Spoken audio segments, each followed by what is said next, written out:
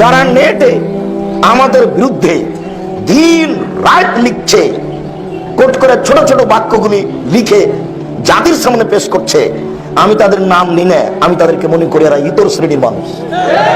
এটা তোমাকে আল্লাহ বিদ্যা বুদ্ধি কিছুই দেয়নি। তুমি যদি কিছু জানো কোরআন হাদিস, সেটা মানুষকে বলো।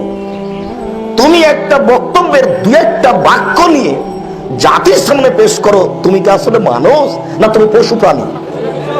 আসলেই কি তুমি মানুষ না তুমি মুনাফিক?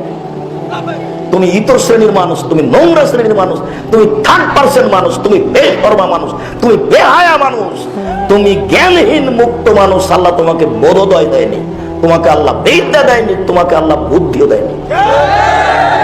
তোমাকে আল্লাহ কিছু বলার সুযোগ দেয় না, তোমাকে শুধু খালি বিরোধিতাই করতে শিখিয়েছে আল্লাহ। তোমার প্রতি আল্লাহ একটু দয়া করে না? তুমি একটু আল্লাহর কাছে কান্নাকাটি করে একটু দয়া চাও। তুমি কেন হয়ে গেলে ইতর শ্রেণীর মানুষ? তুমি কেন হয়ে গেলে থার্ড পার্সন মানুষ? তোমার একটু লজ্জা হয় না? তুমি রাতের অন্ধকারে আল্লাহকে বলো, আল্লাহ আমি যেন ওর মানুষের বিরুদ্ধে না লড়ি, আমাকে কিছু দাও, আমিও কিছু বলি। তুমি মনে রেখো, তোমার নামটা নিতে আমি ঘৃণা করি। তুমি মনে করো যে আব্দুর রাজ্জাক আমার বিরুদ্ধে লড়বে?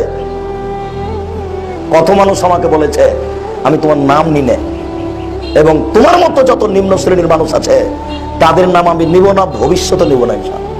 আমাকে আল্লাহ ওই কাজেই লাগায়নি। আমি 26 বছর থেকে মাঠে আছি, 26 বছর থেকে একই রকম বলে আসছি। যতদিন আল্লাহ হায়াতে রেখেছেন এই মাঠে, ততদিন আমি এভাবেই বলবো ইনশাআল্লাহ।